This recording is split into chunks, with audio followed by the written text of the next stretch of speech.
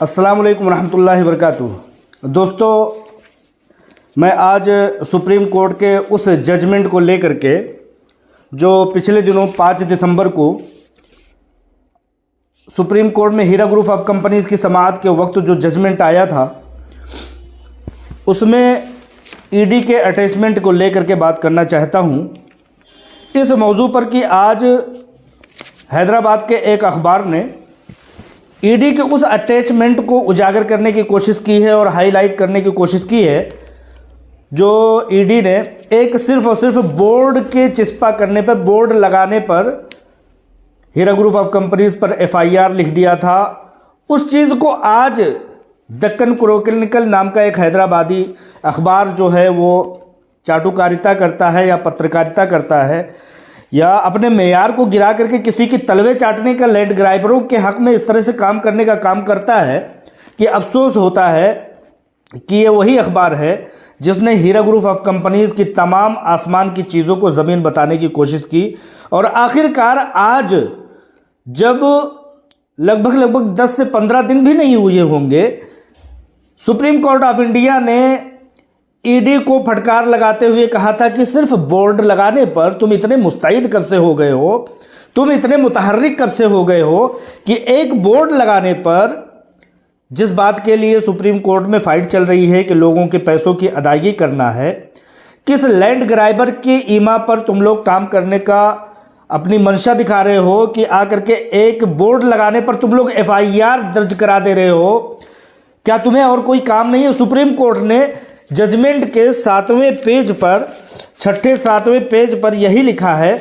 कि क्या तुम लोगों के पास कोई और काम रह नहीं गया है कि हीरा ग्रुप अगर सिर्फ और सिर्फ एक हरकत कर देती है। 6 नंबर पेज पर अगर जा कर के आप देखेंगे तो उसमें सीधे और साफ अंदाज में सुप्रीम कोर्ट ऑफ इंडिया ने यह दर्ज किया है, अपनी मोहर शब्द करते हुए, अपनी मोहर लगाते हुए। ये मैं कोई ऐसे वैसे कागज़ नहीं दिखा रहा हूँ। सुप्रीम कोर्ट जिससे बड़ा कोई अदालत हिंदुस्तान में नहीं है और ना हो सकता है। सुप्रीम कोर्ट के रेड लेबल और सुप्रीम कोर्ट के मोहर के साथ ये चीज़ है कि ऑनरेबल सुप्रीम कोर्ट कहता है 6th पेज पर ईडी को ये फटकार लगाते हुए कि क्या तुम लोगों के पास कोई और काम नहीं है। हीरा ग्रुप ऑफ कंपनीज एक बोर्ड लगाता है और तुम लोग पहुंच जाते हो एफआईआर दर्ज कराने। बड़े बड़े मामले पड़े हुए हैं, बड़े बड़े ऐसे वाकयात पड़े हुए हैं जिस पर तुम लोगों को काम करना चाहिए। एक बोर्ड लगाने पर तुम लोग इतने मुस्तैद हो जाते हो, तो वो मुस्तैद नहीं होते हैं, उन्हें मुस्तैद किया जाता है। कहते हैं कि लैंड ग्राइबर इतने लैंड ग्राइबर जो हैं, ज़मीन माफियाओं की औलाद, उनके ईमा पर सरकारी डिपार्टमेंट इतने मुतहर्रिक हो गए हैं। और अब दक्कन क्रॉनिकल जैसा चाटुकारिता की मिसाल कायम करने वाला अखबार आज वो न्यूज़ जारी करता है और वो लिखता है कि हीरा ग्रुप ऑफ कंपनीज़ के ज़मीनों पर ईडी ने एफआईआर दर्ज किया। मतलब कितनी मज़ाका की चीज़ है कि 31 नवंबर को ईडी अपना एफआईआर करता है और उसको फटकार मिलती है। सिर्फ और सिर्फ 5 दिन के अंदर उसको फटकार मिलती है और 10 दिन के अंदर कंटेम्प्ट ऑफ कोर्ट करते हुए, सुप्रीम कोर्ट की मानहानि करते हुए, दक्कन क्रॉनिकल जैसा एक छोटे से शहर का छोटा सा अखबार, छोटे से मेंबर पार्लियामेंट जैसे लैंड ग्राइबर, इतने लैंड ग्राइबर जिनके बाप लैंड ग्राइबर थे, उनके बेटे भी लैंड ग्राइबर, जो ज़मीनों की लड़ाई लड़ते हुए हीरा ग्रुप ऑफ कंपनीज यहाँ तक पहुँची है।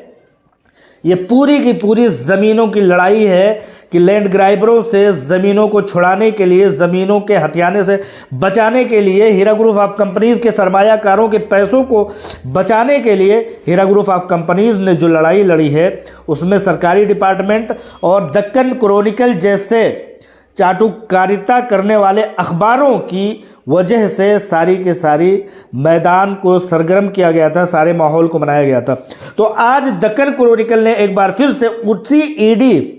के अटैचमेंट को और 2018 से पहले के ईडी की तहरीकात को, मुतहर्रिक होने को आज फिर से कहानी बना करके वो मार्केट में लॉन्च कर रहा है। उनका सीधा सा मकसद ये है, सुप्रीम कोर्ट के ऑर्डर मिल जाने के बावजूद कितने अफसोस की बात है कि इन लोगों के हलक से नीचे ये बात नहीं उतर रही है कि सुप्रीम कोर्ट के कहने पर हीरा ग्रुप ऑफ कंपनीज जो अपनी जायदादों को बेच करके 1,72,000 अफराद को जो उनके पैसों की अदायगी करना चाहता है, वो इन लैंड ग्राइबरों की हलक से नीचे नहीं उतार रहा है। मैं अफसोस करता हूँ, मैं बहुत ज़्यादा कंडेम करता हूँ दक्कन क्रॉनिकल जैसे अखबारों की कि इनके बाप जिनके इन्होंने गुलामी की, अब उनकी औलादों की ये अखबार गुलामी कर रहे हैं कि इनके बाप के मरने के बाद हाई कोर्ट ऑफ तेलंगाना ये जजमेंट देता है कि फलां शख्स जो मर गया, जो आखिरत में अपने किए का भुगतान अदा कर रहा होगा, वो जब जिंदा था तो अपने जिंदा रहने पर उसने ज़मीनों का नाजायज़ कब्ज़ा किया था। आज उनकी औलादें उनसे 4 कदम आगे हैं कि सुप्रीम कोर्ट ने एक तरफ हीरा ग्रुप ऑफ कंपनीज की जायदादों को मुकम्मल तरीके से उसके हाथ में दे दिया, लेकिन इन हराम खोरों को, इन बदतमीज़ों को, वाहियातों को हरामखोरी की इतनी लत पड़ गई है, जिस तरह के सूदखोरी कर रहे हैं ये लोग, उसी तरह से ज़मीन माफियाओं का कब्ज़ा जो है वो उनके तसल्लुत चूँकि हट गए हैं, अब उन लोगों को ये चीज़ हट नहीं रही है। मार्केट से बहुत ज़्यादा लोगों को फ़ोन कॉल आ रहे हैं कि भाई क्या है, फिर से ईडी का अटैचमेंट हो रहा है। कोई अटैचमेंट नया नहीं हुआ है, वही अटैचमेंट जो नवंबर के महीने के लास्ट में हुआ था, जिसको सुप्रीम कोर्ट ऑफ इंडिया ने फटकार करके और उसको रिजेक्ट कर दिया था और कहा था कि जाओ अपने काम करो, बहुत बुरे तरीके से उनको फटकारा था। आज फिर एक अखबार ने, डिपार्टमेंट का सहारा नहीं मिला तो अब अखबार में उस चीज़ को शाया करके ये माहौल क्रिएट किया जा रहा है कि हीरा ग्रुप ऑफ कंपनीज़ की ज़मीनों को ख़रीदने के लिए लोग ना आए। लेकिन अल्हम्दुलिल्लाह मैं आप सब लोगों को ये बता देना चाहता हूँ कि हीरा ग्रुप ऑफ कंपनीज़ की नेकनामी, उसके CEO आलमा डॉक्टर नोहरा शेख साहिबा की साफ़ नीयत रही है, जिस पर आज आप लोगों को मैं बता दूं और उन लैंड ग्राइबरों को भी मैं बता देना चाहता हूं, उन ज़मीन माफिया, इब्ने ज़मीन माफिया को बता देना चाह रहा हूं कि एक एक प्लॉट पर अल्हम्दुलिल्लाह 10-10 एप्लीकेशन आए हैं। उसमें से एक बेहतरीन एप्लीकेशन उठा करके सुप्रीम कोर्ट के सामने रखा गया है, जिसको सुप्रीम कोर्ट ने बहुत बेहतरीन अंदाज में सराहते हुए ये हुक्म जारी किया था कि जांच एजेंसी SFIO ने 400 करोड़ रुपए का तलब किया था, उनको 650 करोड़ रुपए मिल गए। अब उनको ज़्यादा बेचैन रहने की ज़रूरत नहीं है और ईडी को तो फटकार करके बाहर कर दिया था। अब वो ताकत लगा रहे हैं अखबारों को, उन ख़रीदे गए